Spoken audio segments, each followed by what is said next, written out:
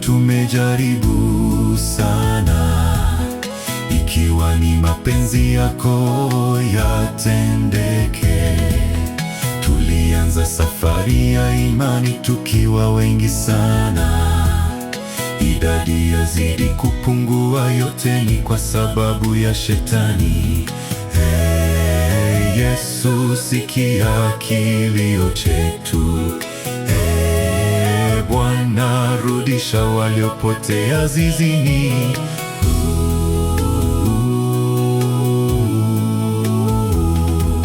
Nguvu zako huweza vunja minyororo ya mwovu.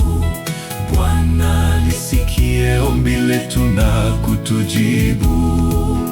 Twajua hujachelewa, utajibu kwa wakati ufao.